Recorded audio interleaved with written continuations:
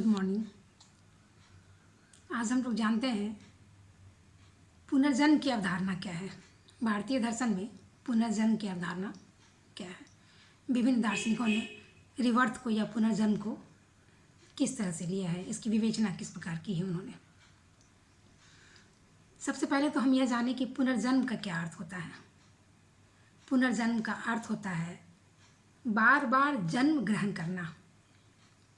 हमारे दार्शनिकों ने यह माना है कि बार बार जन्म और मृत्यु का होना यह एक मानव जीवन में एक श्रृंखला बनी हुई है। पुनर्जन्म का विचार कर्मवाद के सिद्धांत तथा आत्मा की अमरता से प्रस्फुटित होता है। आत्मा अपने कर्मों का फल एक जीवन में प्राप्त नहीं कर सकती। कर्मों का फल भोगने के लिए जन्म ग्रहण करना आवश्यक हो जाता है। पुनर्जन्म का सिद्धांत आत्मा की अमरता से फलित होता है। आत्मा नित्य एवं अविनाशी होने के कारण एक शरीर से दूसरे शरीर में शरीर की मृत्यु के पश्चात प्रवेश करती है।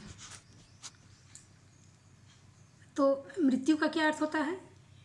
मृत्यु का अर्थ होता है शरीर का अंत होता है, आत्मा का अंत नहीं होता है। इस प्रकार शरीर के विनाश के बाद आत्मा का दूसरा शरीर धारण करना ही पुनर्जन्म कहलाता है। क्या होता है? शरीर के विनाश के बाद आत्मा का दूसरा शरीर ग्रहण करना ही पुनर्जन्म कहलाता है। भारतीय दर्शन में चार्वाक ही मात्र एक ऐसा दर्शन है जिसने पुनर्जन्म में विश्वास नहीं किया है, क्योंकि यह लोक परलोक किसी भी चीज़ में विश्वास नहीं करता है, क्योंकि इन्होंने सिर्फ वर्तमान को ही सत्य माना है। इस आधार पर उन्होंने सब हर एक चीज़ का खंडन किया है। लेकिन यदि चार्वाक को छोड़ दिया जाए तो जितने भी वैदिक या अवैदिक दार्शनिक हैं, दर्शन हैं, वे सभी पुनर्जन्म अथवा जन्म जन्मांतर में विश्वास करते हैं। और वैदिक काल का जो पुनर्जन्म का विचार है वह उपनिषद से पूर्ण रूप से विकसित हुआ है। उपनिषद का जो विचार होता है उसमें स्पष्ट ये चर्चा की हुई है कि पुनर्जन्म की व्याख्या करते हुए उन्होंने एक बड़े ही अच्छे उपमा से, बड़े ही अच्छे ढंग से उन्होंने इसे बताया है। और उसमें उन्होंने इसकी तुलना अन्न से की है।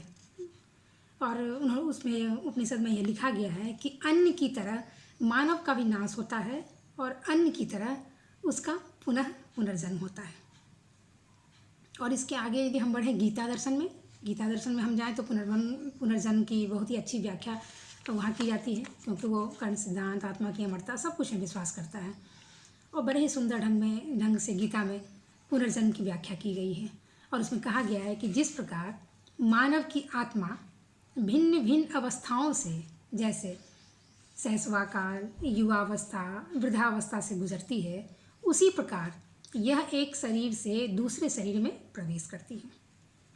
जिस प्रकार मनुष्य पुराने वस्त्र के जीर्ण हो जाने पर नवीन वस्त्र को धारण करता है, उसी प्रकार आत्मा भी जर्जर और वृद्ध शरीर को छोड़कर नवीन शरीर में प्रवेश कर जाती है।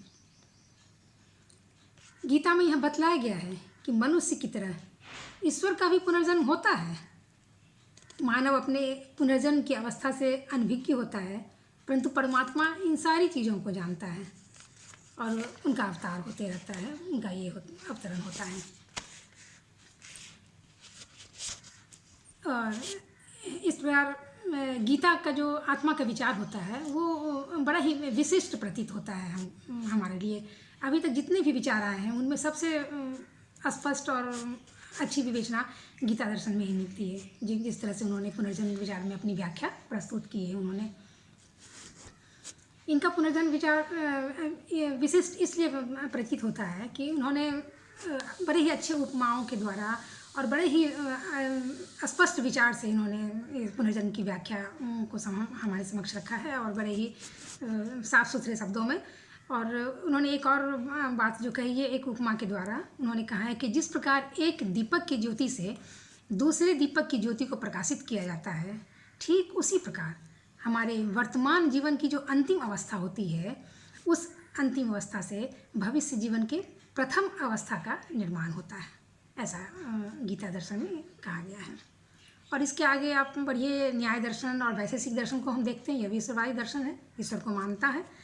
तो न्याय और वैशेषिक दर्शन भी पुनर्जन्म की व्याख्या करते हैं और पुनर्जन्म की में वो विश्वास करते हैं।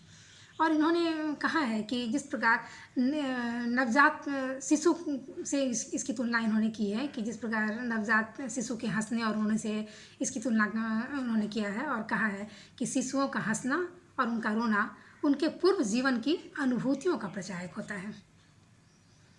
और सांख्य और योग दर्शन की ओर भी हम बढ़ें तो हालांकि सांख्य और योग दर्शन आत्मा जैसी किसी चीज़ को नहीं मान के वो उसे सबटाइल बॉडी यानी सूक्ष्म आत्मा को वो मानता है, स्थूल आत्मा को, शरीर की स्थूल सूक्ष्म आत्मा को मानता है। और वो कहता है कि स्थूल शरीर के नाश होने के पश्चात ही जो सूक्ष्म आत्मा हो जाती है वो शरीर में प्रवेश करती है, दूसरे शरीर में प्रवेश करती है।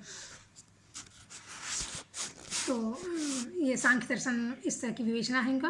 और आगे हम यदि मीमांसा दर्शन को जाएं और वेदांत दर्शन की ओर आगे बढ़ें तो हम देखें कि वेदांत दर्शन और मीमांसा दर्शन ने पूर्ण रूप से भारतीय विचारधारा को ही अपनाया है।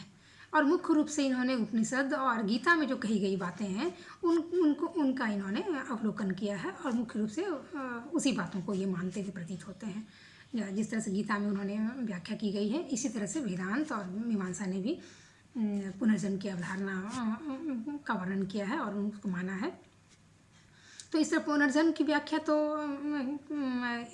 कर दी गई, लेकिन किसी भी व्याख्या, किसी विवाद या किसी भी सिद्धांत की नज़र जो है वो आलोचनाओं से उसे गुजरना पड़ता है, क्योंकि आलोचकों की नज़र कहीं ना कहीं पड़ जाती है सिद्धांत पे, और आलोचकों ने उसकी आलोचना भी कर दी है।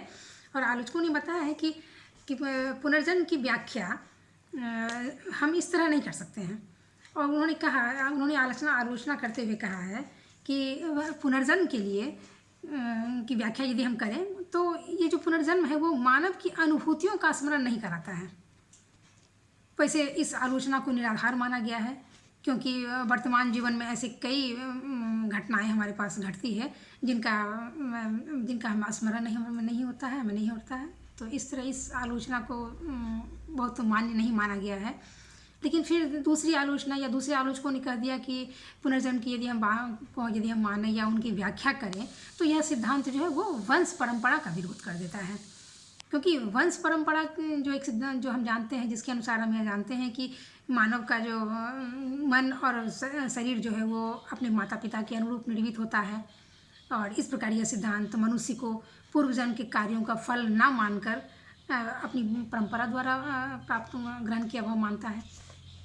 इसके अलावा भी और भी जो इसकी आलोचना है, तो लेकिन चाहे इनकी ये कितनी भी आलोचना क्यों ना कर दी जाए, लेकिन इतना तो हमें निष्कर्ष रूप में यदि हमें कहना पड़ेगा तो यह निष्कर्ष के रूप में यह कहना बिल्कुल अतिशयोक्ति नहीं होगी कि जब भारतीय दार्शनिक या जब तक भारतीय दार्शनिक या भारत में आध्यात्मवाद की प्रधानता रहेगी, आध्यात्म को लोग मानते रहेंगे, तब तक पुनर्जन्म की व्याख्या पर या पुनर्जन्म के सिद्धांत को मानना पड़ेगा, यह कहीं से भी अनुचित नहीं होगा।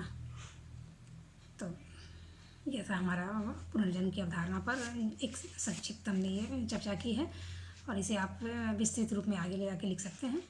और ये शॉर्ट नोट्स में भी आ सकता है, ये लॉन्ग नोट्स में भी आ सकता है, तो इसे आप लोग अपने हिसाब से तैयार कर लेंगे। धन्यवाद।